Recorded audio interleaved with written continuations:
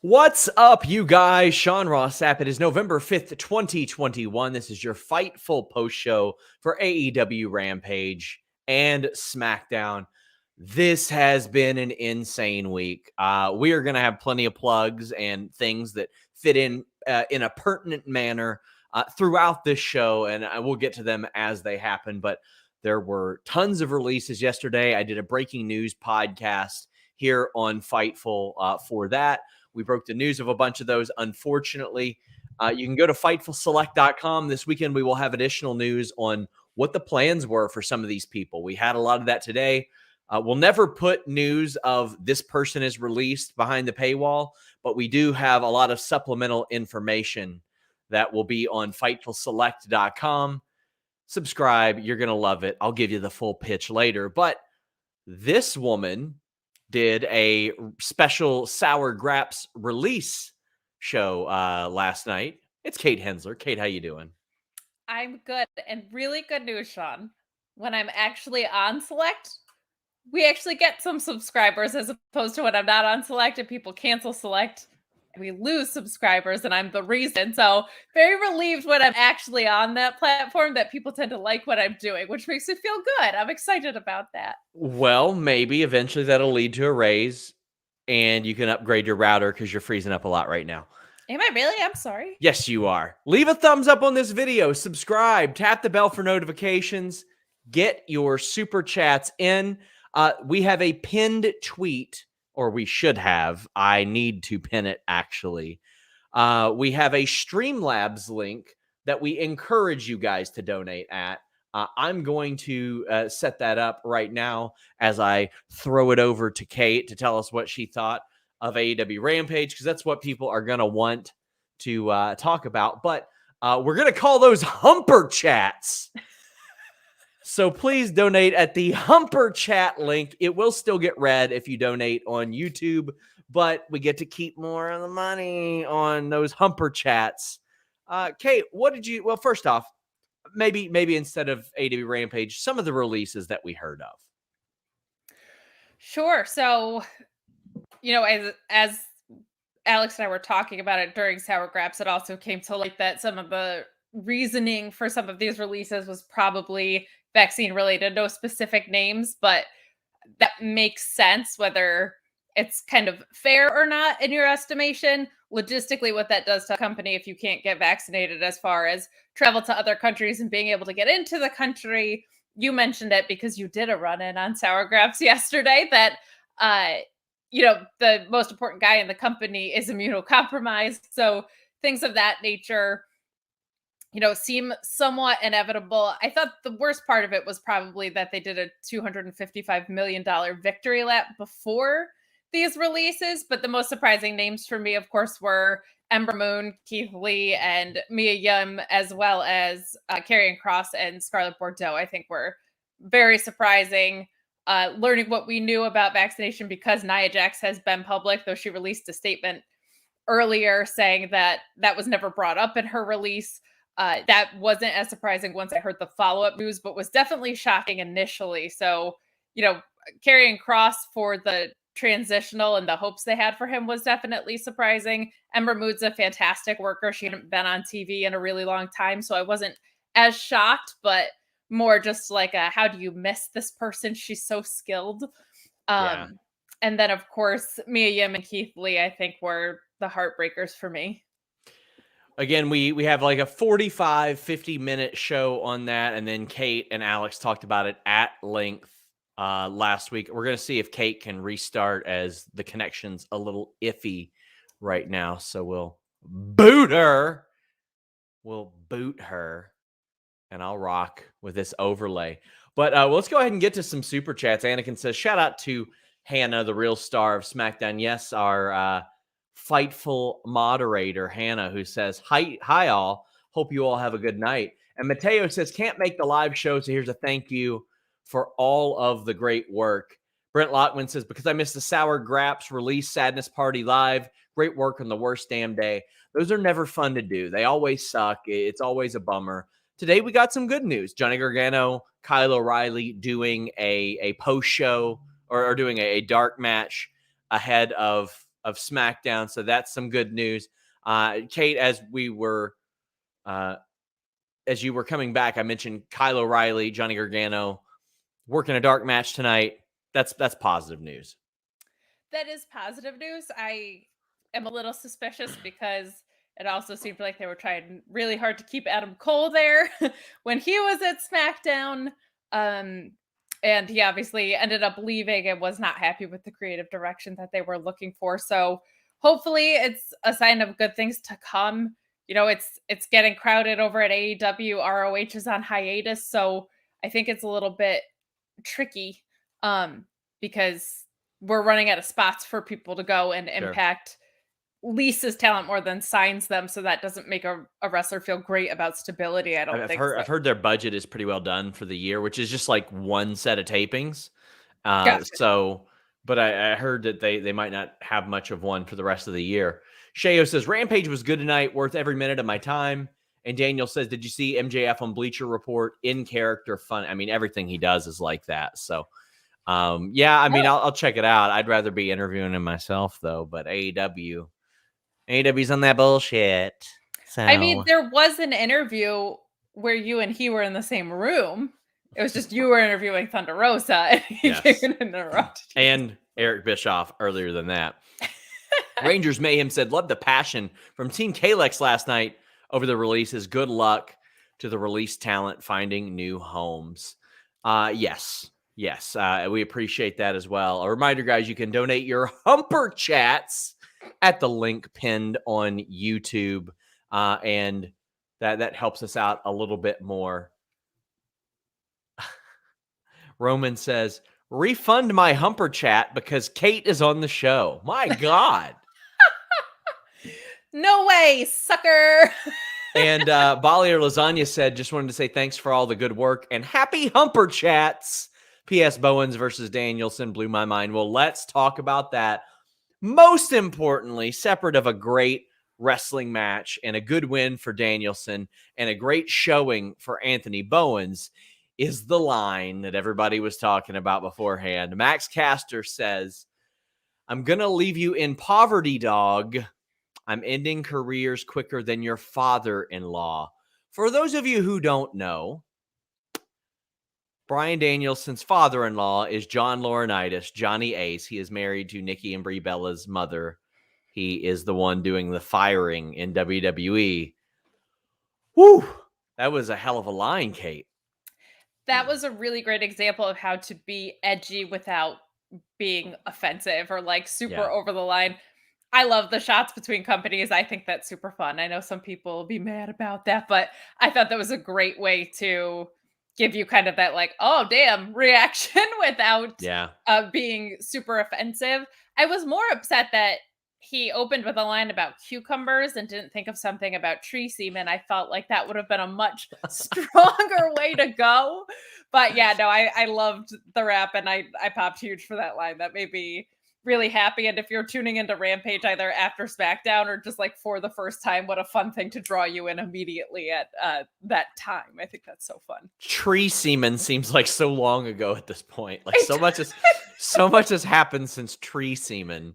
For those of you who don't know, Bryan Danielson compared eating apples and such to tree semen. And Jeremy wrote a headline about it. Of course he did. It was great. It was amazing. Bob says, how to get back public opinion. Trash Johnny Ace. That'll do it. God damn it. He's done it, pal. He has done it. Well, this was a great match. El Rey Velez says, I liked when Danielson came inside the ring and played with Justin Roberts' tie. That was after Dynamite, but that was a good shout too. A fun wink and a nod. Not a wink and a nod. It was an overt reference. Yeah. But Stuplexer says, I'm absolutely convinced that Tony Khan booked Caster versus Danielson tonight just for the Johnny Ace line. I popped. Well, it was Bowens versus Danielson, but it also played into the off-air, kind of on-air feud between Tony Khan and the Acclaimed. Like, Tony Khan and the Acclaimed have had, like, a feud where he's had Lil Uzi Vert pop up, and he straight up said on social media, I booked this match so Anthony Bowens would get his head kicked in. I like that. This is harmless fun, I thought. I liked this match being booked, and I like in general when people in a tag team can also have singles matches. That's just fun. Yeah. We saw it with Nick Jackson and Bryan Danielson, right? What a fantastic match that was. So I think that's great. Why not? Especially since this wasn't going to be anything super consequential, right? Like Danielson's in a feud, so why not put one of, if not the best wrestlers in the world on the show against someone who I don't want to say has been overlooked, because I think especially while Caster was out, like Bowens did gain a lot of attention. Yes. I love Bowens because he's from my area. He's great. He's great. He's fantastic, and I've gotten to see him in New Jersey a lot. So I can't say enough great things about him. There were a lot of really fun spots in this match. I really liked when Bowens was out of the ring and he put Daniel Bryanson.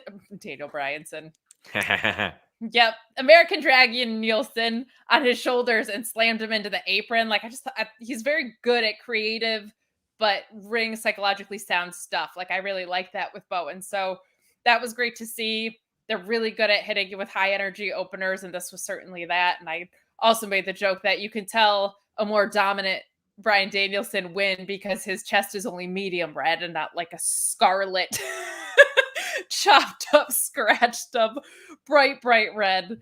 This was just like a nice medium, like a 6 on a scale of 1 to 10. So this was a great match, and I love that they continue, and we talked about this before, but worth noting again that Danielson wins with a variety of moves. I really like that, rather than he hit his finisher and now this.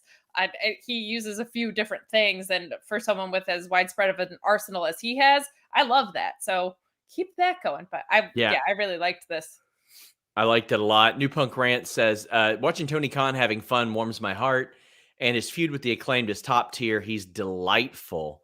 Yes, he is. This is harmless stuff. I encourage you guys, check out an article I wrote about Anthony Bowens 2.5 years ago, where I interviewed him at length, spoke to Santino Marella. I spoke to an anonymous WWE Performance Center source about his tryout. We talked about him doing commercial work and stuff.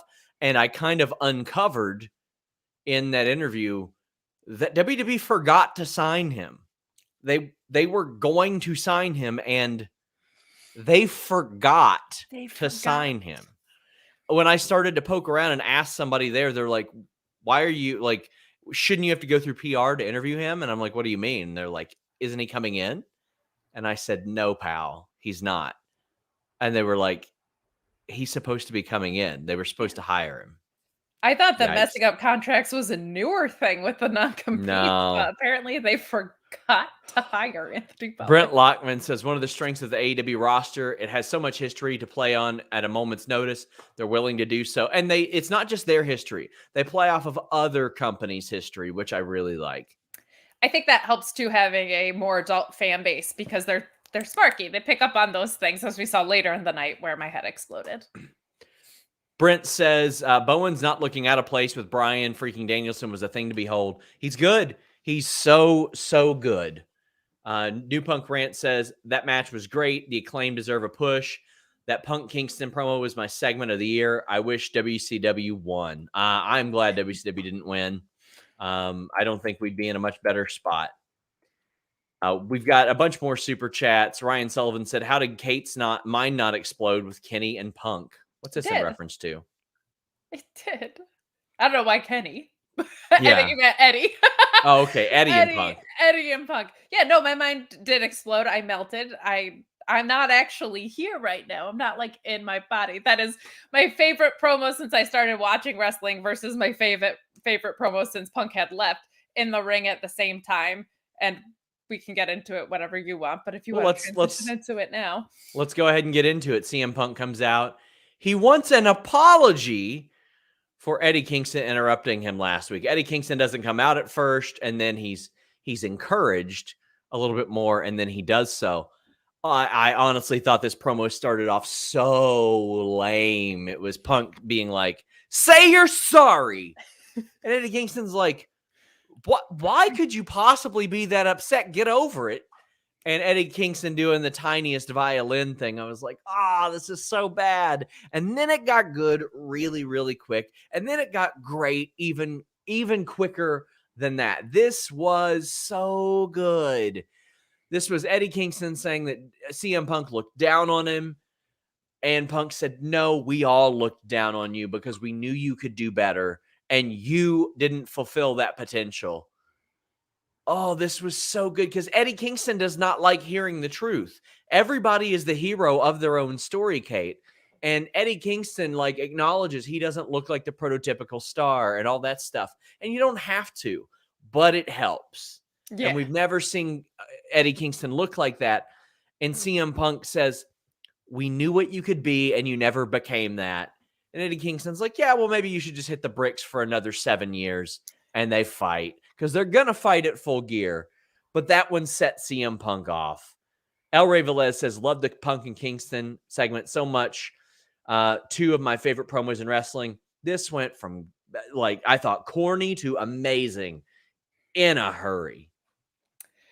Yeah, and there was another line in there that I loved where Eddie said, fight me at Full Gear, and Punk said, oh, I thought Dark and Elevation were more your speed, basically. I loved that.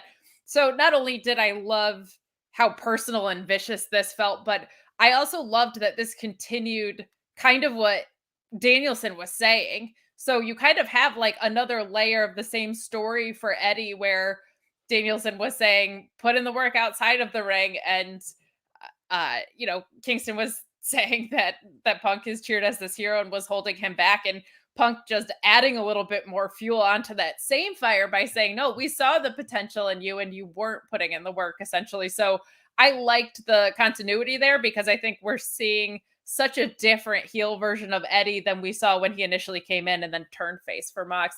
And Eddie is just so great. This reminded me a lot on the other side of the coin, but very similar to how personal it got with Moxley when he said, I looked your mother in the eye and told her I would look out for you. And that's why when the ring exploded, I did what I did. He's so great at making this. It just doesn't feel like a promo with either of these guys, which is the best promo in my opinion. So I really, really liked how this segment unfolded in a vacuum, how quickly they were able to turn up the gas on. It was in I thought it was in a ring. Sean, you know what I mean. That's impressive that they're running shows in vacuums now. I mean, no wonder they're selling it out. Matt Reichel says, killer episode of The Distraction yesterday, Kate, in an otherwise crappy day. But tonight, what a killer promo by Punk and Kingston. Yes, Kate hosted The Distraction yesterday. We had a bunch of sort of switches to our shows. We had Suge Dunkerton on Listen Your Boy Wednesday, one of the best we've ever done. We've had a lot of adjustments to the schedule this week. So make sure you guys go and check those out. Mike Peterson says that Punk and Eddie segment made me geek the hell out, which meant Kate was in heaven. Yeah, no, you're correct. That whole thing felt so great. It's amazing how quickly they built up a feud, considering it's a week from now. That's all you needed. Dan Janoff says, another great episode of Rampage. Both matches were great, along with that line from Max Caster. But that segment between Kingston and Punk was everything I'd hoped for and more. Well, the fact that you're mentioning both matches instead of all 3 matches tells me all I need to know about what you thought about the other match, which we will be getting to shortly. But Cena Nuffs says Punk Kingston still has me buzzing. Absolute fire, a promo masterclass by both men. Roman saying that worked me into a shoot. It did. I was this isn't good. And then within 40 seconds, bam, they had me.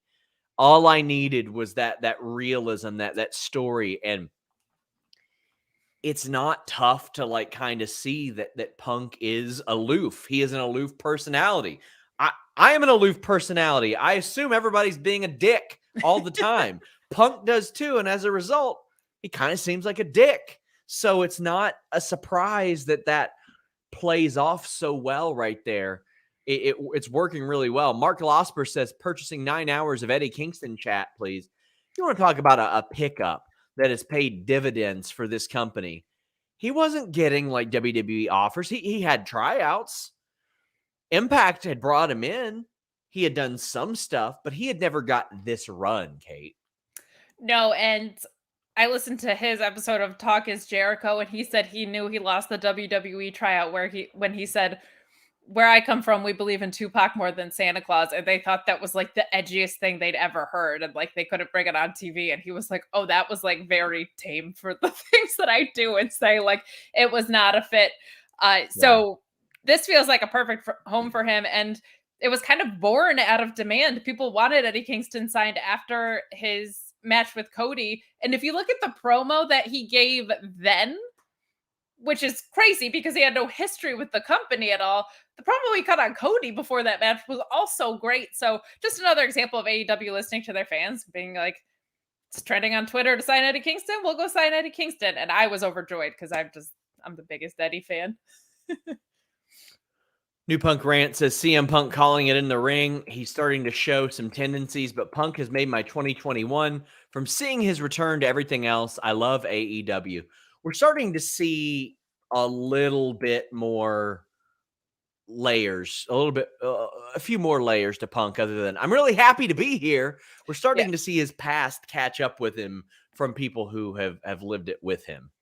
And I think this is the guy to do that because everything else felt like a one-off. This feels like his first like real feud, and it's definitely going to be his hardest hitting match, I think, as well. So we'll see how that goes. Daniel R says Kingston took a shot at WWE and admitted it. Yeah, I mean, harmless. I don't give a shit. I love it. I think it's good.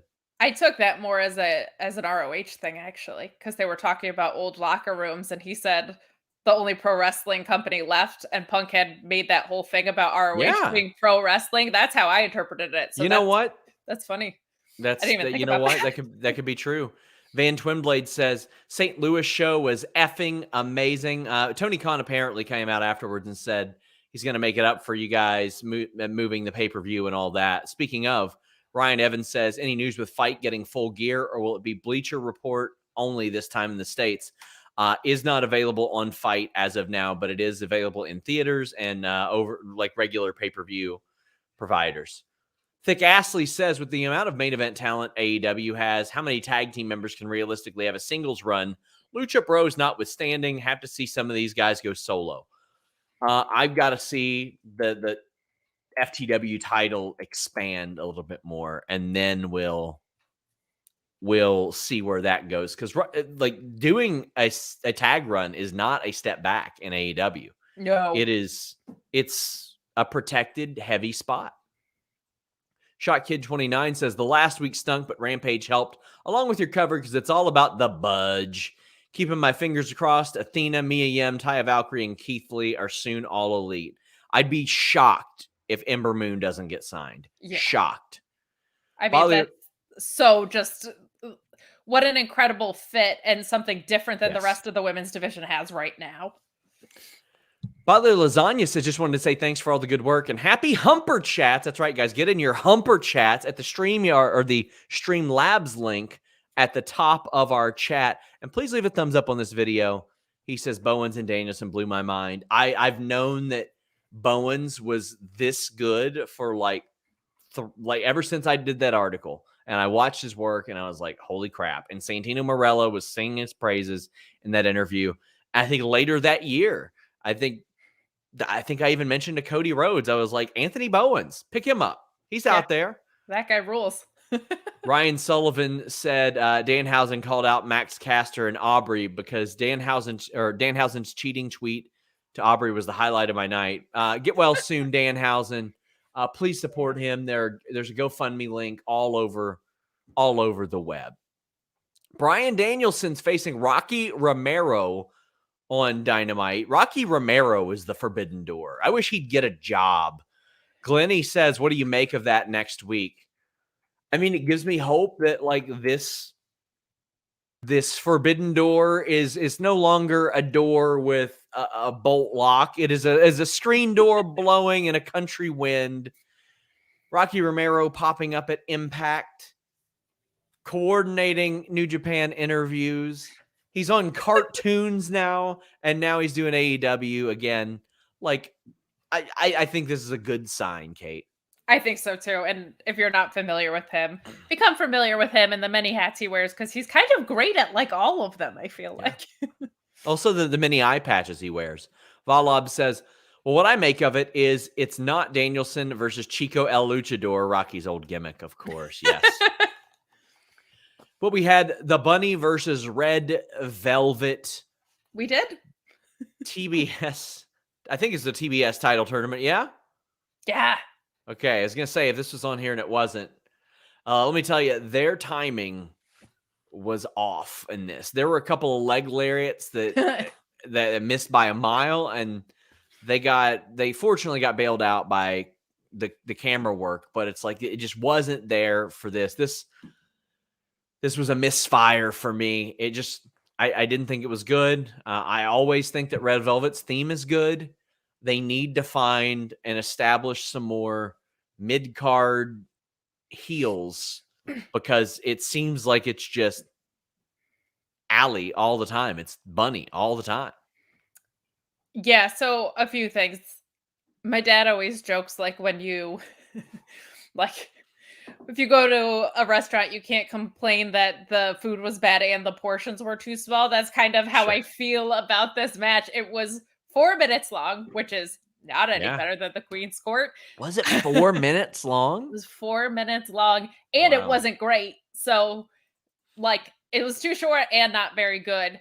And I gotta just wonder what anybody is doing working for Matt Hardy. Like, I just feel like they're constantly losing. Allie is jobbing all over the place. I'll tell you what they're doing. They're getting on TV. That's what they're doing. They're getting on TV, not to the tune of any victory. Because let's see, if you're not working for Matt Hardy and you don't get on TV, you don't get a chance at the TV winner's purse. But even if you lose most of the time, you're getting that shot. You're getting that shot. And I mean, I didn't think this was like a terrible match. It's just I saw 2 of those kicks, leg lariats that whiffed, and I was just like, eh. Valob says, I like Red Velvet. She needs to ditch the overdrive. I hate it. No, I actually like her overdrive. She hits it with pretty high accuracy. She does it out of the scissors kick sometimes. I think she does really, really well out of it. But it's not for everyone, for sure. Yeah, no, overall, she's just been a little inconsistent. Like, when she's been good, she's been great. And then when she's been bad, it's been really not good. So hopefully, as she continues to learn and grow, she'll just gain some consistency. Astray says, I'm excited for the TBS title, though I'm a bit worried if Cargill wins since she really can't wrestle long matches yet. You don't have to wrestle long matches. You can be a dominant champion in a couple of minutes if you need to be. Backstage, we see Andrade paying MJF, and he basically reveals that he's renting the team of FTR to Andrade. FTR get a title run. Andrade gets help. MJF gets money. And we get Dax versus Pac. This seems like a win. This seems really great. I popped for MJF, calling them the greatest luchadors of all time. I don't know. Yes. Like, they've been saying that, but it just really made me laugh in this segment. I could have done without Pac being a British bitch because I'm so sick of balls and bitches. Apologies. So was it MJF. Oliver? No, I blow my nose. MJF taking on Darby Allin at Full Gear. If you guys want to see more Darby Allin, you can check out the new Fightful magazine at fightfulmag.com.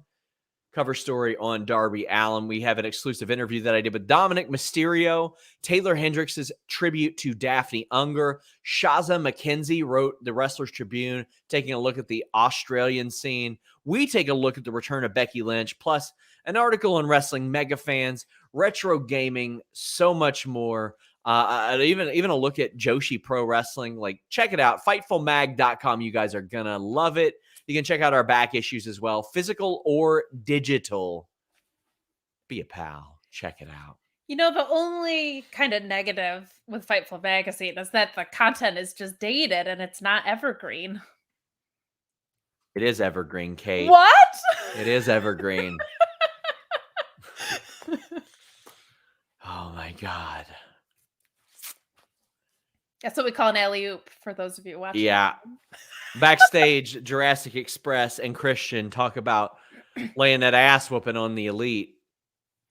Challenge them to a match. I am ready for this to move on after this, but the match is going to be really great. But this leads to our main event. John Silver, Adam Cole. Now, I saw some people saying, oh, well, how would they know what this means? How will they know what this means? How do these people know what budge means? Well, probably because commentary explained it like 3 times tonight. There is a bit on Being the Elite where John Silver wants Adam Cole to cut his hair, become his manager, which is a reference to his WWE pitches, and rename him Budge. Adam Cole is not having it, and there will be some people that are like, oh my God, Adam Cole's doing this. The whole preface of this is Adam Cole does not want to do this. Correct. Adam Cole hates this. Adam Cole hates the comedy. He hates the jokes. He hates John Silver for being like this. And he wants to beat John Silver's ass. And what we got was an incredible match. They had me sold a couple times, Kate. Yeah, me too.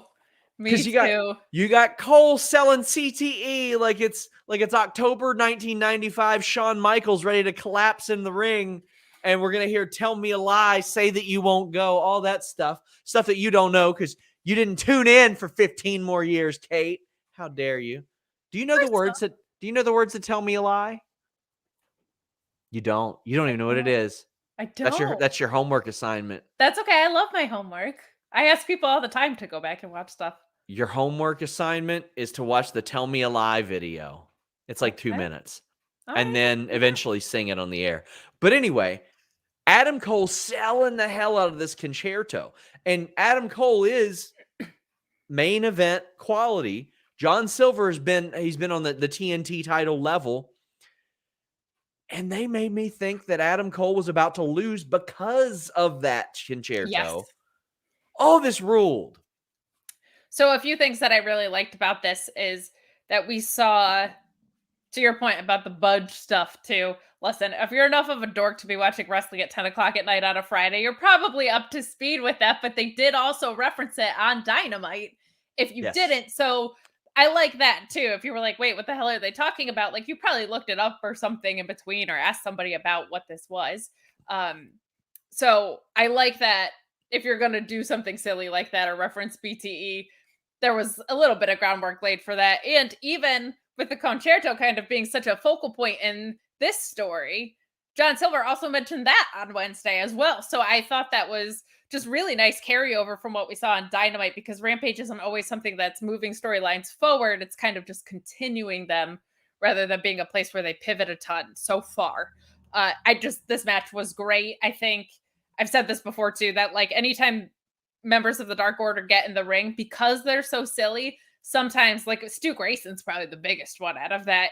We saw it with Angels too. Like sometimes you forget how good these guys are because they're so silly, but man, can they work. And Cole is just fantastic. He is so seamlessly adjusted to this. And I remember Joe Holbert saying actually on The Distraction when I wasn't taking it over that, Cole had never really worked huge crowds before. NXT was always not in a vacuum, but at Full Sail. Might as well have been. Yeah, I mean, truly. they're working in front of the same fans every single week too. Same fans every single time, and in the pandemic, there was no shot of them traveling even when they were on TV. So it's not like he had ever worked crowds this big, essentially, which was a great point from Joe, which is why I'm bringing it up now. Like, he's so seamlessly transitioned into that. Like, that can be a real stumbling block for some people. He just feels very at home here. His selling was fantastic. Like, he is just so great at so many aspects of professional wrestling. And him and Silver just had, like, that chemistry, too. Like, this is the first main event that, I don't know if it was better than Danielson and Bowens, but didn't feel like the main event went on first. It felt like those were, like, kind of at least equal matches, and I really appreciate it. When you look at AEW's roster, they've got so much talent that can be perceived as top talent. And you talk Cody Rhodes, you've talked Kenny Omega, Adam Cole. Not only that, their tag team champions feel like top guys at all times. Their TNT champion, their women's champion. They've got so many interchangeable people. Punk and Bryan Danielson, Jon Moxley when he's healthy. So many different people that you can put a CM Punk segment, a Bryan Danielson match, an Adam Cole match on Rampage. Alicia says, I kind of want Cole to be the one to beat Punk, Danielson, and eventually Page for the title. Hangman Page, I even forgot. Like, at the top. You didn't say Kenny Omega. They're like, so I know. They're rolling like 8 to 10 deep of really protected top guys. Now, eventually, these people will lose. And then you know what? They'll win a bunch again after that. And they'll be okay. They're gonna be fine. Yeah. They're gonna be fine. Those losses matter in that they'll make whoever they're against look really important. Yes. And I heard someone describe it as MJF too. Oh my god. Yeah. Like Jesus. Someone said there's definitely a top of the card, but it doesn't feel like there's a mid card or something, which I thought was really well described. Like, it doesn't feel like you're getting a step down when you get into that quote unquote mid card at all, as far as the caliber of talent you're getting. Sammy Guevara, this is one thing that's really great about stables too, is they kind of let you bleed into that. We didn't mention Jungle Boy. Like, so while sometimes Jesus, like Jericho was their first champion for like 6 months. And then they're the Blacks, the Pacs, the Andrades of the world. There's Miro. There's Orange Cassidy. There's so many. Like, they're so deep. And you don't have to see everybody every week. No. Now, should they be putting people like Ricky Starks on TV more so people don't assume that his neck's broken still? Yeah. Darby. Darby, goodness. Sting! There's a guy named Sting! I think I have one very nitpicky thing, but does carry a little bit of weight to it, is that when we get these mega stable feuds, sometimes they drag on a really long time. And part of that is because I feel like we have so many, especially with all of the inner circle feuds that we've seen so far, there's constantly these very long promo segments where either everyone has to talk or like everyone's involved. And those I think they could pull back on a little bit and then put those Ricky Starks type guys on your TV for a little bit longer, or I don't know, more women.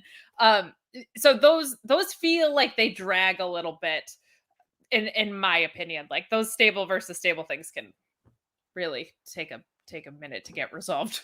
Also Luther. Always. Kenshiro says, Cole going, you think a little brain damage will stop me? I'm built different. Then selling the concerto all match was class. That was good. Like, he thinks that he can do it, but it doesn't matter. That's how a concussion works. Doesn't matter how tough you are. Yeah. Alicia said she really thought that Adam Cole was going to lose like 5 times. And DeLeo says, I like how Cole hates the comedy, but is willing to be goofy with the elite when it benefits him and gets him wins. I'm so intrigued about the future of Adam Cole, especially with Kyle O'Reilly's deal up next month. The undisputed era versus the elite is something that could actually happen. I would love, I said this to Alex as well, that the idea of like Adam Cole being the child of 2 divorced parents, like, that would be so incredible for a story to me. I think it would be awesome. Man, there's so much intrigue there. Miguel says John Silver needs more of a singles push. His sarcastic remarks to piss off a heel during a promo is great. Great main event match tonight. He is a very effective babyface troll in that it's a good way to just get under the skin of people. Yes, agreed entirely. Ryan Sullivan says Kate doesn't know Tell Me a Lie. No, she doesn't. Don't. Oh, but are you gonna? Are you gonna? I will. I'll sing it. Do you know the stuff I've sang on podcasts before? Justin Todd's. Lisa and I saying LFO on a SmackDown podcast. That's good. R.I.P. Rich, by the way. Justin Todd says, as a new wrestling fan, I can honestly say watching Brian's matches in AEW have brought my training to a new level. He's simply incredible. Well, I'm glad. I'm glad it has. I mean, they got people dropping cucumber lines out there. And, sometimes your crop of cucumbers doesn't grow in too well. It's a little soggy. Maybe a little soft. Not great. But if you want a harder, erect penis, check out BlueChew.com. And the code Fightful Yes, the podcast that complains about Jericho's promos wants you to check out BlueChew.com and the code Fightful. The same active ingredients as Viagra and Cialis, so you know they work, but they work on your schedule. That's it? Your schedule. Your schedule. Not For your you doctors. people. Not your doctors, not your pharmacies, because you don't have to wait in line there. You fill out their questionnaire, and if you get approved, it's prescribed and shipped straight to your door. Use the promo code FIGHTFUL. Get your first shipment free. Hot diggity dog. This is not just for people that have a problem. It's for that performance. Everybody wants that performance. Put the difficulty level on easy for a change. Turn those sliders all the way up with Blue Chew and the code FIGHTFUL. How's it going, Kate? Good. I was just thinking there's no cucumber emoji, just the eggplant. Isn't that weird? It kind of is. I mean, the eggplant has become like the international penis symbol at this point. I know, and as someone who genuinely eats eggplant. Do you? Well, like, what do you eat eggplant on? Like the chicken parmesan, or just in general? You eat an eggplant raw out here? What are you doing? Literally today, I visited my sister in New York. We went to this iconic Chinese restaurant, and they had stuffed eggplant for anybody who wants to just take it further. But I've also had like an eggplant lasagna situation. Yeah, an eggplant of course. parm. Yeah, good stuff. Oh, there's pickles. Now, come on. We can't compare a pickle to a cucumber. It's different. You can. It'd be very normal to compare a cucumber to a pickle. They are the same in some ways. And for the record, comparing apples to oranges, also they're fruits. Pretty reasonable. Yes, they're round and they're fruit. Yeah, I mean, if you wanted to compare an apple to like a horse or something, sure. That would be weird. I get it. I mean, if you wanted to compare apple to semen, even reasonable according to Bryan Danielson. He says they're tree semen. So, yeah. What a fun SAT exercise. Valob says, I'm losing my mind on the idea AEW could have both Keith Lee and Shane Taylor. If I'm AEW, especially with all the criticisms of representation, a lot of people don't have any idea that Shane Taylor, who gained a much bigger following this past year, and Keith Lee, who saw his profile decline over the last year, they were tag team partners in ROH. Yeah. Oh boy, that would be good. People asking when Roderick Strong's contract is done. I hate to be the one to break the news to you, but I broke it on Fightful Select earlier this year. He signed a new contract. Sorry. Subscribe to FightfulSelect.com. We've got tons of news there. Genuinely, guys, I just want to say, it is the best subscription service in wrestling. It has more exclusive news than anywhere in wrestling. It has, in addition to that, 7 weekly shows. Then Rob Wilkins is popping in and being like, hey, I'm going to do retro shows. Then Alex, anytime he gets a little too pissed off, is like, let me do another show. I do a Q&A show. FightfulSelect.com. Please check it out. It would mean an awful lot. Oh, man. But what if I don't have $20 a month, Sean? Well, you know what? It's also the most cost-effective premium wrestling news service there is. 16 cents a day, $5 a month. You can even do $10 a month if you want early access to stuff. My God. I have made 16 cents a day. Good today. I have made you look great today. Hot tag Sean is what I said. The most subscribed wrestling property in the existence of Patreon. Here's the thing. Don't you want to be cool? Yeah. If you want to be cool. Every person I've ever known has said, are you cool?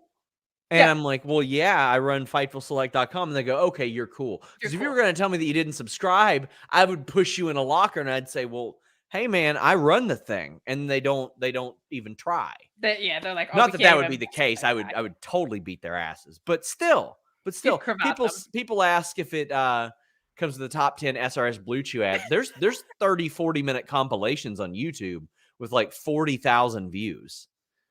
Somebody says, are Select and Patreon the same thing?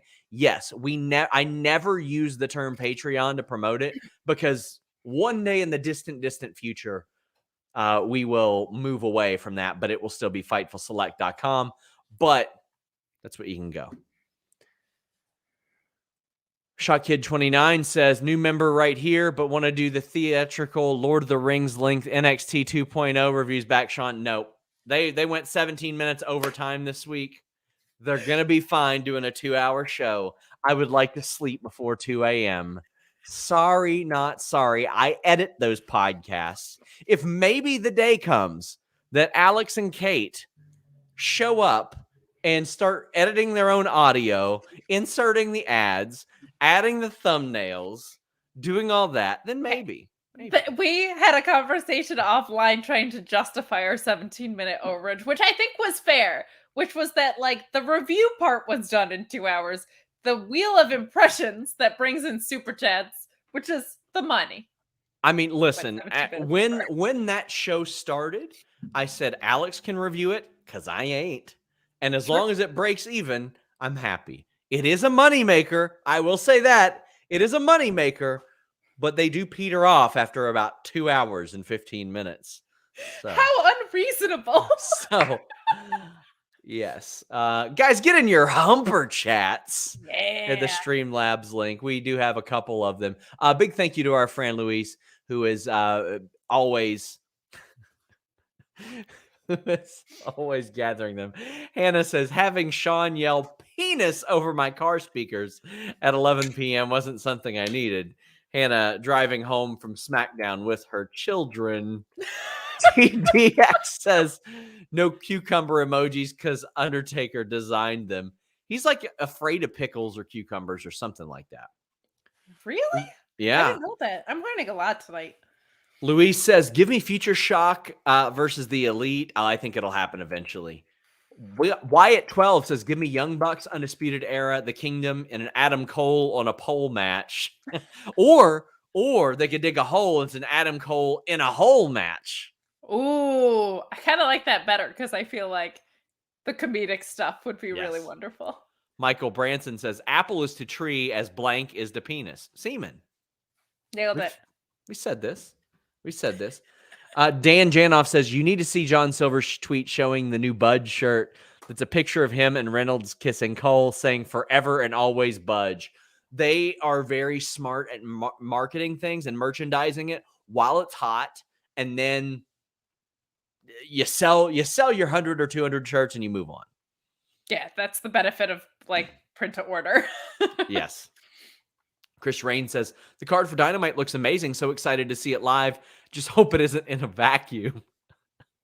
What's wrong with going to a show? Have you been to a show in a vacuum? I've not. I've been to some shows that sucked, though. Ayo! For Dynamite, we have Seidel and Moriarty against Rush and Leo Rush and Martin. We got Pac and Dax. We got Reba Baker and Jamie Hayter against Rosa Conti and Rosa Conti and Anna Jay, and then Danielson, Rocky Romero. It's going to be a lot of fun. You guys can still send Humper chats and super chats. Humper chats are greater than super chats. And if you didn't know that by the name, you really should have. They are. Also, shout out to our friends at Wrestle Talk for building an audience on Streamlabs already. Thank you all so much because they got people kind of accustomed to using Streamlabs. And yeah. But please leave a thumbs up on this video as well. I know I've been bugging you guys an awful lot for that, but it helps the algorithm. Fran Chili says, as someone who was born in Chile, it's sickening to see what's happening to Katrina Cortez. Her visa ends in 30 days and has to go back to Chile when she sells everything she owns. Wrestling is still huge in South America. What a waste. This is infuriating, quite frankly. And thank you, Fran. That was a very generous super chat. So when I asked Buddy Murphy, he had his 90 days. Then he had like 60 days to figure it out. And obviously, he was able to procure that with New Japan Strong. I really think in this situation, when somebody has to have a visa procured, WWE should be like, we don't care if it's an NXT deal. We don't care if it's a main roster deal. You're going to get the 90 days. You're going to get some time to sort your shit out. And yeah, I just think that's the best thing to do. We're going to have more news on her release and what creative plans didn't exist on Fightful Select. But this is heartbreaking. But the benefit is she has like decades in front of her if she wants. Yes. Yeah, and I agree with you. It's the doing it the same day you take $190 million profit this quarter victory lap too that is so disturbing, because you could afford those extra 2 months for them. Indeed. Tom Brady, I'm sure it's that Tom Brady. As we've learned, NFL quarterbacks have nothing better to do than talk shit on the internet today. He says, do you think we'll get any real footage of Walter versus Cesaro? That's a must watch for me. If WWE was smart, they would put that on Peacock. I think we'll get fan cam footage. I sincerely hope so. And, congrats on your historic career, Tom Brady. Thanks for joining us today. Now, I got to say, I actually enjoyed SmackDown tonight, but right now, 50 minutes into our show, we have one chat about SmackDown. And I thought this was a good show. I did not. So I enjoyed maybe it. People are thinking more like I am. Hannah also saying to leave a thumbs up. That does help us a lot. Hannah, if you're driving, stop. She's home. She's home. Oh, okay. But I mean, here's the difference, Kate. I was in a vacuum when I watched this show. Well, I guess going into vacuums makes you enjoy shows more. So maybe get off my back. And it was a nice one. Like, I've got a Dyson. Dyson. I got that new contract money, so it was a Dyson. Was it one of the ones like where you don't have to even put a bag in? You can just like empty it out? Yes. Well, you just dump it out. Maybe I should start watching my shows in vacuums. Roman Reigns comes out, and he's not happy about Jimmy Uso losing to King Xavier Woods. He's not happy about it. So Jimmy Uso's like, I'm going to take care of it. I will take care of it. I'll make him acknowledge you. And if you forgot, WWE mentioned it 732 times. The loser would bend the knee either to Xavier Woods or Roman Reigns. Harmless stipulation, annoying by the time they got to it, Kate. What did you think of the stipulation? Stipulation, I thought was kind of fun. If you're going to be delivering me sports entertainment, at least it's entertaining. I was really hoping the bend of the knee thing would have been like someone just egregiously abusing that term, like just bending their knee, but actually getting down on the ground or something. Yeah.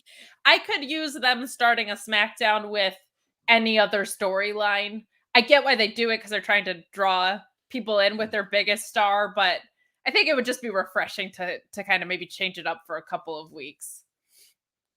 I do too. Roman Reigns drops a line saying, SmackDown sucked without me. It was almost as bad as Raw.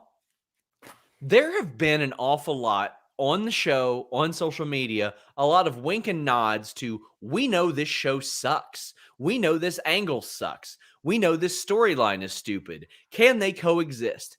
I think instead of that, they should make the show good. Whew, that is a scorching hot take, Sean. Yeah, it's insulting. It's insulting after a while. And to do it this consistently is ridiculous. I kind of bit a little bit for it because it's Roman Reigns taking a shot at another brand and what I assume is brand supremacy season. So it at least got a little bit of a sugarcoat from me on that. I just saw you saying leave a thumbs up, Humpers, and now I'm trying to focus because that made me laugh. Yeah, leave a thumbs up, Humpers. Then I said thumbs up, Humpers. Thumbs up plus Humpers equals thumpers. Thumpers. So leave us some thumpers. Leave skaters some thumpers. Leave us some thumpers. Yeah, no, I make the show good if you know it sucks. And because it's been bad so persistently, if you had like a couple of off weeks and done this, I would have been like, all right, you're sorting stuff out. You just had the draft, blah, blah, blah. It's been bad for like a year and a half for the most part. So I don't know, do a better show. Also, shout out to Roman Reigns for being willing to get sexually harassed on the internet because you knew it was coming. You knew the mouths were going to be watering when he said, I was naked on a beach last week, a private island.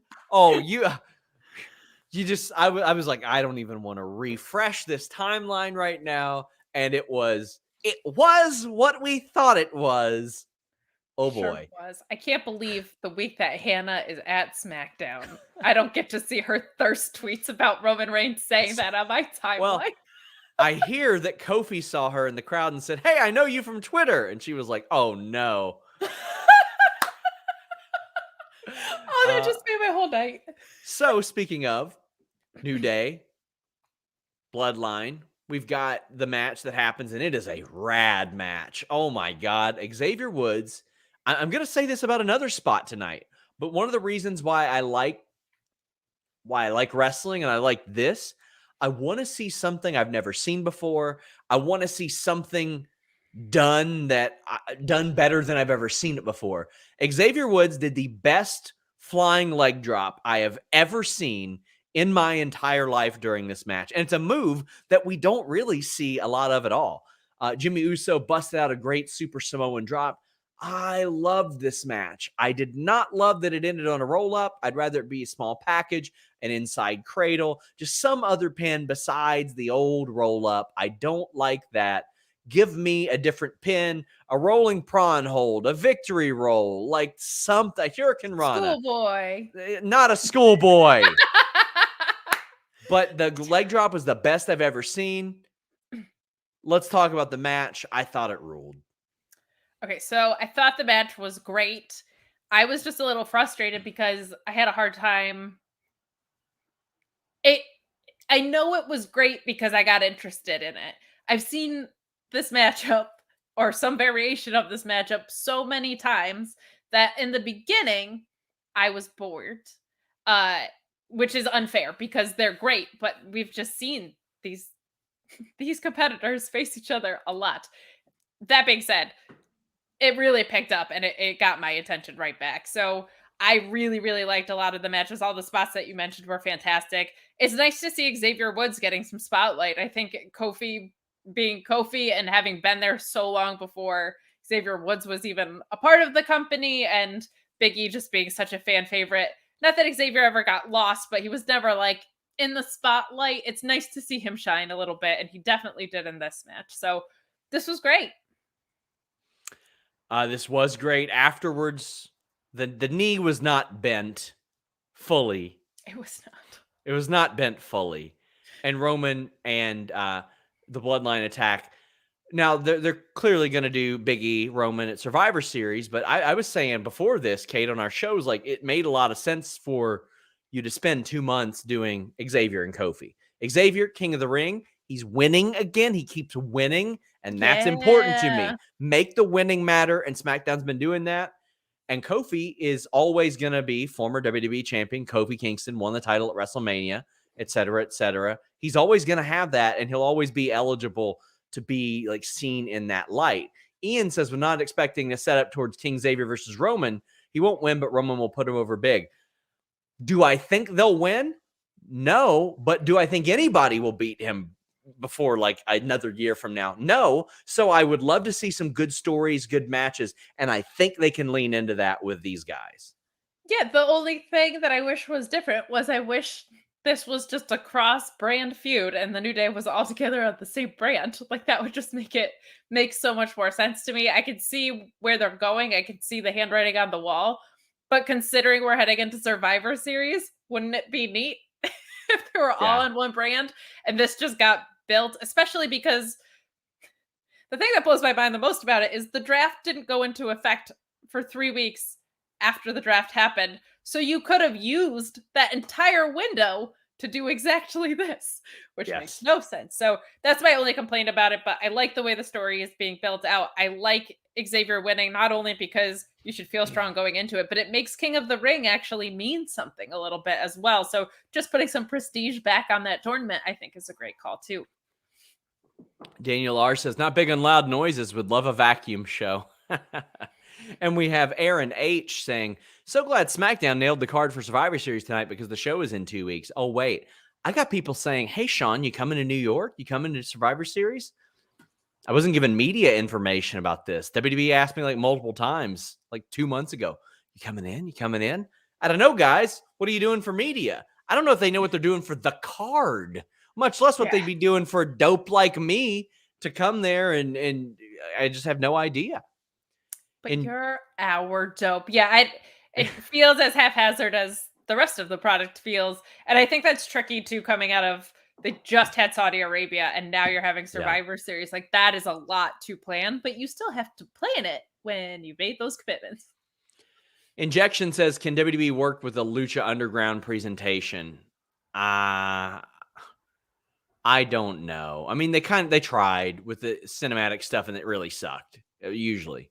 Yeah, it was mostly hit or miss, mostly miss. Or like it was all hit or miss, mostly miss with some hits in there. I think that's a very difficult thing to pull off in pro wrestling.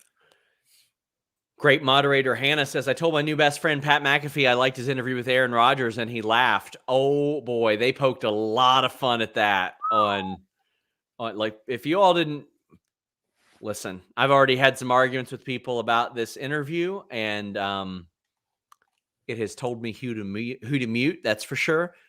It is worth checking out, but no matter what happened on tonight's show, it was going to be tame compared to the rest of Pat McAfee's day. That much I tell you.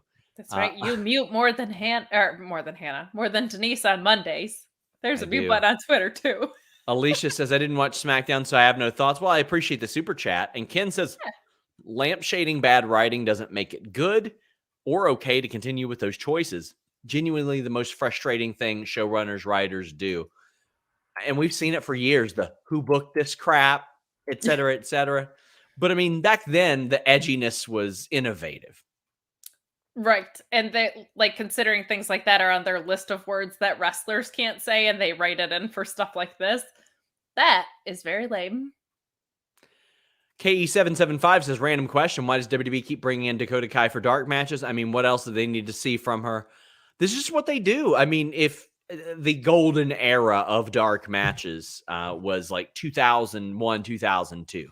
By the way, guys, you can subscribe to FightfulSelect.com and a feature that I used to do, Dark Match Commentary. There are dozens of them where I laid commentary over dark matches from Randy Orton, Brock Lesnar, Shelton Benjamin, John Cena from back then, all kinds of cool stuff. But they got good extended looks at a lot of these people. They got reps in front of a different crowd. What more do you need to see from a Dakota Kai? Well, her wrestling in front of somebody that isn't the same 100 and 150 people that she's wrestled in front of for years. That's what you need to see from her. Bring her on the road for live events. There are useful things here. What do you need to see? I don't know. Use it as a recruiting tool for Kyle O'Reilly and Johnny Gargano to say, please stay. Don't go. Please stay. More on that on FightfulSelect.com as well. We will be all over that story. Joel Wood says Gargano and Kyle both have contracts up next month. If you had to pick one, who would you keep in WWE? He says personally he'd pick Gargano. If I were WWE, I'd pick Gargano because he has shown the ability to have amazing matches, work as a singles, work as a tag. Now, Kyle O'Reilly has done that, but Johnny Gargano has been a stronger character worker. We've seen him work serious. We've seen him be comedic. We've seen some more versatility out of him, I think, Kate. What would you say? Yeah, I think you're kind of, I don't think there's a wrong answer, but I probably lean into Gargano as well. I just think he's maybe a little bit more versatile and yeah, just a little bit more well-rounded overall. Plus, let Kyle O'Reilly go and reform Dragon Tag Team and Undisputed Era. Naomi versus Shayna. Before this match, Sonya Deville takes credit for lighting a fire under Naomi. She says, maybe I'll give her a shot. Again, another reason I like this. I get to see something that I haven't seen before. And I have long hated the rear view as a finish. I just don't like it. I think that Naomi's offense is so good. Like her disaster kick is better than anybody's, I think. Yep. But we saw her it was a head scissors driver on the apron, but it wasn't like MJF's head scissors driver where it ends like a pile driver. It ended more like a pedigree without the arms hooked. Oh boy, I'm a fan of that move. I adored that move. I thought that was innovative and beautiful. Yeah, I in real time was like, "What did she just do?" And then you tweeted it, and it came across my feed, and I was like, "Oh, Yeah. that's a slingshot head scissors driver." And I wrote, "And it is bonkers." Yes. She's so unbelievably athletic. She gets so much height off the top rope. I'm glad to see her like in a full storyline. I am getting tired of this. I'm ready for her to I beat the like shit out it. of. I know you do. That doesn't mean I have to. Yeah, it I didn't. does. No, it doesn't. Muted. So Naomi gets the win, but then Shayna ends up getting the win because Sonya comes back and she's like, "Hey, that should have been a rope break. Let's restart the match." That they are grasping at straws, but I think that's the point, is that Sonya is grasping at straws to really piss them off, to really piss Naomi off. But Well, this really either needs to end in Naomi getting one up on Sonya or Sonya getting over to some massive degree. yeah, it needs to happen sooner than later, in my opinion, that I'm entitled to. But I think I would appreciate things like that more if we weren't constantly getting distraction finishes all Yeah. the time. I didn't think this needed to be extended with Shayna. I did like the match. Shayna's German suplex is nasty.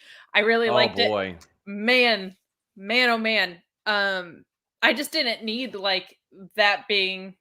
You could have just had the feud and moved on. This is getting very, very long in the tooth for me, and I just, I that story would work for me if there weren't distraction finishes and non finishes all over the place.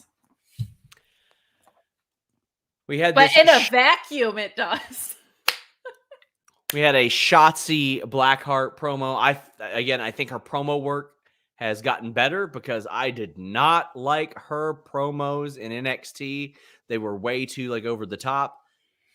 I can't imagine being the person that had to write this promo that was like, "Yeah, I won a bunch of top contenders matches, never got a title shot, and lost my tag team partner. And what the hell's she doing right now? Absolutely nothing. I've been screwed over and over again." I like the promo though. I'm glad it played off of that, but it's like, maybe don't make all that stuff happen. Yeah. So I think because this was also there were multiple instances in the show where they were acknowledging how bad the product had been. This was done in a way that was meant to be taken more seriously than what Roman said.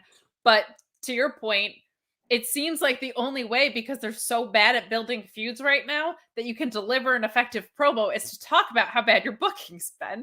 Like Becky is talking constantly about the 26-second win, which was bad, but because she's a heel, she has to use it. We see this over and over again.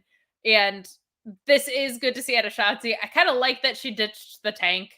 I don't need that from like a more serious heel that we're going to get from her. But to your point, it's like, yeah, you just have to, in order to make something feel organic and authentic, you have to point out how bad the product has been up to this point. So this was good enough. But I have the same thought of like, man, you just really had to write a promo about how bad realistically your run has been here so far.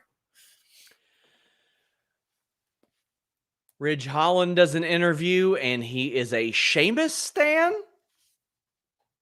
Okay. He talks about all the parties they had when Sheamus would have big wins.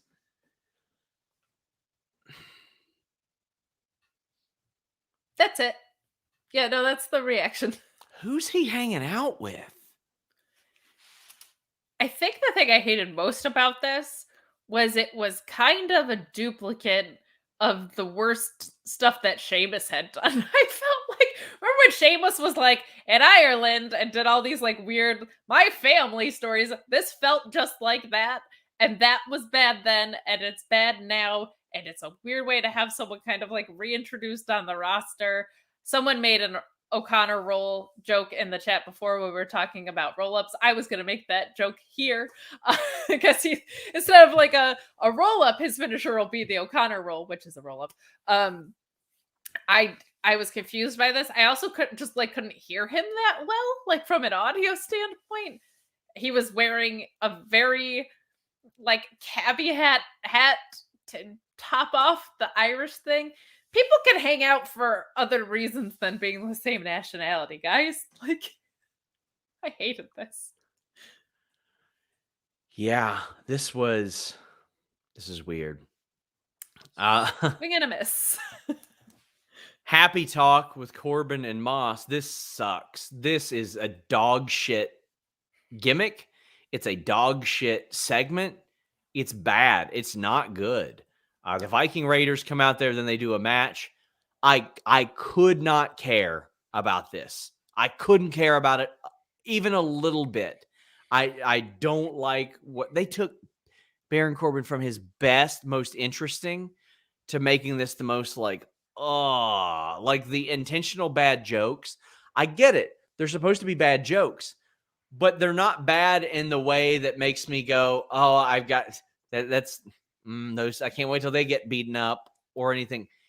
It's just so bad. And it made me be like, I don't care about this match. Yeah. And another thing that killed it for me was the Viking Raiders were like, you guys are corny. And I'm like, you had like the corniest downfall of all. You went from being War Machine to the Viking Experience to the Viking Raiders. And if you were FTR was shaving their backs and they were like playing sports as Vikings. Like, you can't call someone else corny when like the thing you're most noted for is going from something serious to corny. And I just don't care. And it makes me sad because I really like Riddick Moss. But yeah, I had said that like it feels evil to be like, I liked you better when you were sad Corbin, Yeah. and I liked you better when you were lonely, lone wolf. I'm mad that you're happy now. But yeah, as a connoisseur of dad jokes, these are not good and they're not helping anybody. And I love puns. Anthony says he mutes the TV when Corbin and Moss pop up on his screen. The gimmick is so bad. It sure is. Sarah says, had such a blast at AEW tonight. Dying to go again. Best wrestling show. Sarah, I'm so glad you had fun. Told you were going to enjoy that experience. And I believe it was your first one, if I remember last week's chat right. I'm glad you had a good time. Yeah, I mean, I think they're going to come back and probably give you guys something really good along the way. Miguel says Johnny Gargano versus Sammy Guevara would blow the roof off if Gargano leaves WWE and goes to AEW. Yeah, there's a lot of matches that would do that with Johnny Gargano. There are a lot of people that I think for a while took him for granted in NXT because it was the same opponents, the same kind of matches, and it kind of soured a lot of people on him, but I think the way kind of brought people back. We had Los Lotharios, Angel Garza and Humberto Carrillo's new team against Cesaro and Mansoor. I liked the match. It was short, 5 minutes. I like Angel Garza and Humberto Carrillo as a team. I was begging for it for like a year and a half. I always thought that Angel Garza had what Humberto needed. And fortunately, they are together now. I get the feeling you feel some sort of way about Cesaro getting pinned, though. You are correct that I feel some sort of way. First of all, because Cesaro and Mansoor were in a match together for reasons. Yes. I don't get it. Like, Cesaro is the most obvious champion in the world to me. Like, I don't understand how you miss what is in front of you with this guy.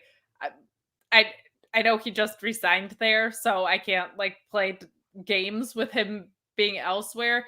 Him jobbing to a new tag team while tagging with Mansoor for no tangible reason. What? You couldn't find anybody else to job? Like, it's tough because I was very excited to see Ricochet on my screen today. I was very excited to see Cesaro on my screen today. I'm excited Shayna's in a story. But, like, this is what you have for Cesaro? For Cesaro. Yep. I would rather watch Seth Rollins and Cesaro for the 497th time than I would watch him and Mansoor tag and job to Carrillo. Yeah. And like, what is missing from this guy for you that you can't put him? Well, he got a bit of a top level run, but then they just were like, man, whatever, no more. We don't need it anymore. Everything he does is impressive to me. Like, I don't get it. And the fire for whenever he got that hot tag, amazing. Reminder, guys, get in your Humper chats. Mark says, Vince has since long forgotten the good heat and go away heat. Glad I don't watch this garbage anymore. Go away heat is being embraced as good heat, and it's very, very unusual to me. Very unusual to me. I'm glad Garza and Humberto got the win, though. I'm fine with that. Yeah, I would hope so.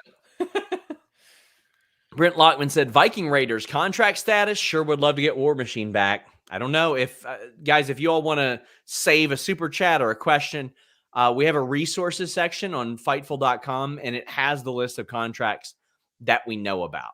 So you guys can check that out. Way to turn money away.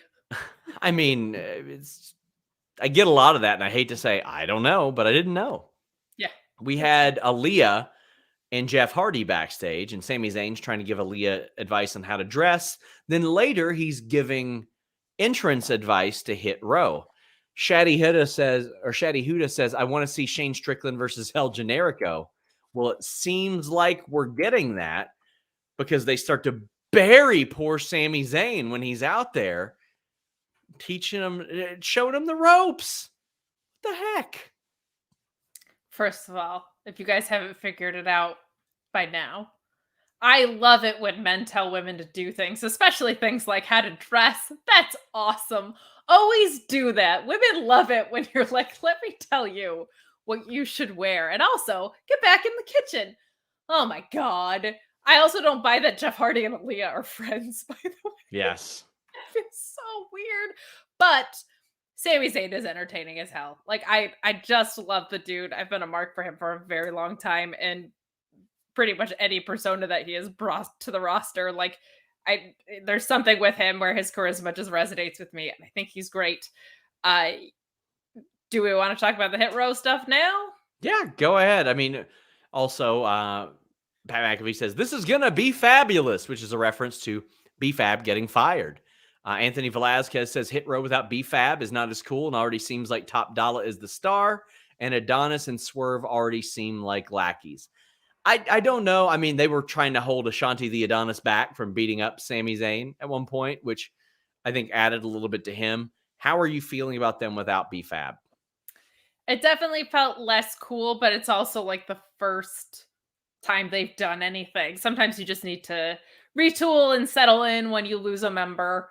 Diamond Mine's been able to do it with 17 iterations in NXT. I'm hopeful that they will. It makes me very nervous when I hear a language like Sami Zayn. Sami sucks. That feels like Roman Reigns suffering succotash garbage to me. This was, like, as a segment, good. Sami Zayn in the beginning of it was just cracking me up with what he was doing with this. This is how you enter a thing. But yeah, I Hit Row without B-Fab is significantly less cool, but it's the first time that they've done anything without her. So I'm hopeful that it'll pivot, but it makes me nervous that this very organic feeling part of NXT, now that they're trying to fit it into the main roster, I'm scared that we'll lose a lot of what made it cool in addition to having lost B-Fab. Well, one of my favorite segments on this show is the Drew McIntyre Open Challenge. It was accepted by Ricochet, as reported on FightfulSelect.com right before the show. We had the main event. It was opening the show, a bunch of matches, and it was Ricochet, and it was real good for what short amount of time it was. There were some transitions there that were just incredible. Just freaking incredible. Like what I call the Bama Slamma, which is the inverted Alabama slam into a victory roll, was amazing. There was a standing star press from Ricochet into a roll through from Drew into a deadlift suplex, I think it was. Yes. Just next level. But next level was the greatest Claymore that I have ever seen. And for all the complaints I have about WWE camera work, this was some good camera work tonight on the leg drop and on this. You didn't see it until the last second. Crack. Yep. Upside down, mid-moonsault from Ricochet. Drew McIntyre hits a Claymore. I loved about everything about this. This was a great example of, well, first of all, to your comment about the camera work, it was fantastic here. It literally made me nauseous during the tag match because in addition to the camera cuts, they were also zooming a ton in and out. I felt like I was watching the Blair Witch Project, so I was glad to see they recovered here. I hate to see Ricochet kind of job and like his first move back, really. But what a great example of a collision of styles and how people. I liked that we were getting a different type of big guy versus little guy story. It wasn't so much of Ricochet like fighting from underneath. He was coming at him hard, but he was just selling his ass off at the same time. So I really appreciated that. It didn't feel like Ricochet was just like had to be super scrappy. Like it seemed like he was getting his ass kicked, but he was still coming out with the same amount of fire every single time. All the spots that you mentioned, just a really great example of how you can have a huge hard-hitting guy and an acrobatic smaller guy put on just an absolute banger of a match. It humped like your humper chats. Amazing. Please get in your humper chats. But Drew is very clearly being set up for something. People saying Brock, 'cause he's using the Kimura. Roman, because, well, why wouldn't he be? What I'm happy about is that he is winning matches. He's winning matches, and he's winning matches against different people every week. It's not the same stuff. It's not 50-50 stuff. It's different. He's getting wins, and wins should matter. If you tell me that somebody who wins gets rewarded, well, you know what? That means something. Last week, he beat Mustafa Ali, who was watching this match. The week before that, he beat Sami Zayn. This week, he beats Ricochet.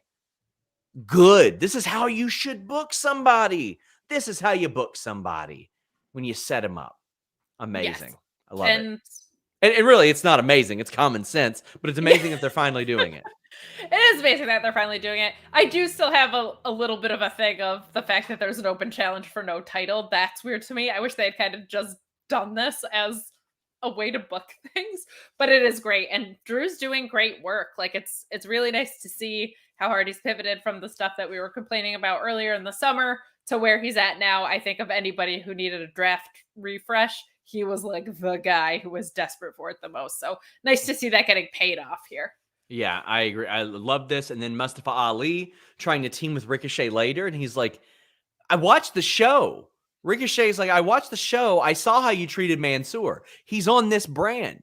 He's like, no, you do this all the time. I'm not buying it. I've got my history with you.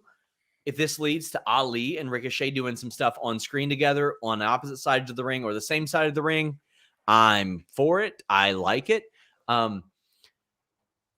Mustafa Ali should be used more in a promo perspective. I thought this was one of Ricochet's stronger promos. I think he's really made a big step up in that because they haven't usually been very good. This one was at least passable to me. What do you think about Ali and Ricochet, their interaction, and maybe their future?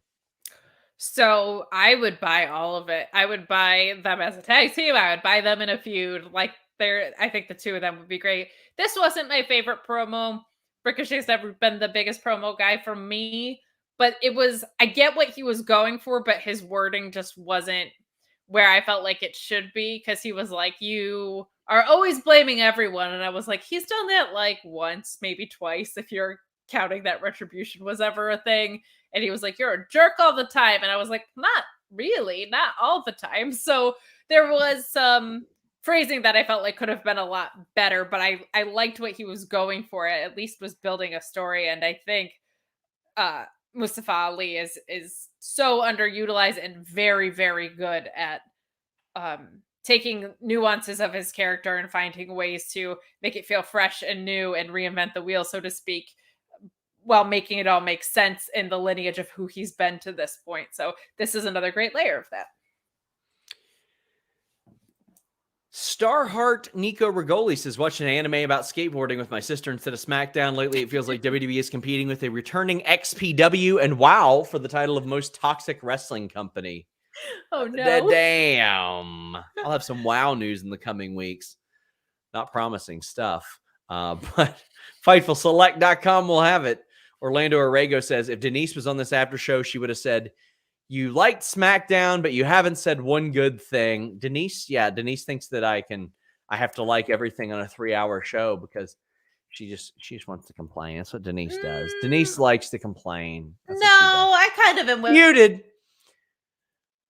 Jay Blood says, I feel like Bryan and Punk mentioning Eddie's unfulfilled potential sets up the fulfilled story payoff when Eddie finally wins the title. Do you see the possibility of Eddie Kingston actually winning the AEW World title? Oof. I feel like the fans would want it, so at some point they might do it. But Yeah. he is just one of those guys who doesn't need it, which makes it a little trickier when you have such a groundswell of young talent coming through the ranks. He's just there to kick ass. He even said it tonight. He was like, it's not Yeah. about winning or losing. I want to make you retire again. So I hope they do. I think they will because people would like to see it, but I think he'll be a transitional champion more than anything. Nerd Guru said this one is for Pat McAfee. The guy had the most important sports interview today. Ariel Helwani popped him about Nick Khan, and he had SmackDown tonight. Legend. I love watching Ariel Helwani in general. So him being the follow-up from Aaron Rodgers was quite entertaining. And Nerd Guru says, I pay my $5 for Select already, but here's 10 more because of Kate and Alex's wonderful sour graps last night. Thank you. Emotional, angry, sympathetic, all the feelings. Thank you both. Well, I'm going to pay off that little big league watch along someday. Oh my God. You're telling me. Well, guys, the party doesn't stop. Tomorrow night, a big UFC card. We got Kamaru Usman, Colby Covington. We've got Rose Namajunas defending her title again. You got Justin Gaethje, Michael Chandler. Like, this show is stacked. You got Edgar on the show. We're going to be doing a Fightful Fight Night watch along. We're doing those for a lot of these big fights, boxing, MMA, even the freak show fights. So check it out. But at noon on Saturday, the Grapsity podcast. Check it out. William Washington, Righteous Reg, Philip Lindsay. They're going to be doing an Ask Grapsity show and talking about the releases. It's been a long week, guys, but FightfulSelect.com. Subscribe now. If you don't, I will seduce your mothers. I will do it. And based on some stuff that's been posted on the internet recently, it seems like a real possibility. I'm just saying. Seems like a real possibility. But Kate, tell the people where they can find you. They can find me on FightfulSelect.com because Putting out my fires. Because I want to protect my parents' marriage. Okay. But you can also find me at Kate on Deck IC. Tweeting up a storm. You can find me every Friday here with this guy, every Tuesday with Alex on Sour Graps NXT, and every Wednesday on the Mark Order podcast at Mark Order Pod. We talk all things all elite. And you can catch yesterday's episode of The Distraction if you want to catch me in the past. Allie C says, I'm sorry. Here's a great story. Last week, a shoot, I passed up having lunch with her mom. Wow. I spared you, Allie. You tried to guilt me. You tried to guilt me. Are you for the ruckus or are you not? I am. I don't have my hoodie yet. Come on, put your thumb up. What the hell's wrong with you? Oh my God. I'm sorry. Why are you pointing that thing at me? Stop it. Because I'm Martin Anderson. Allie Cease was also on The Distraction, by the way, at the end of the show with her sister. She guilted me. I was doing you a favor, Allie. Wow. Just saying. Whew. Guys, thank you all so much. I appreciate all the support. This week has kind of sucked, but we appreciate you guys tuning in. October was our biggest month ever, and as many people who run wrestling sites will let you know, that is not usually a good month for wrestling sites. So thank you all, truly. Until next time, we're out.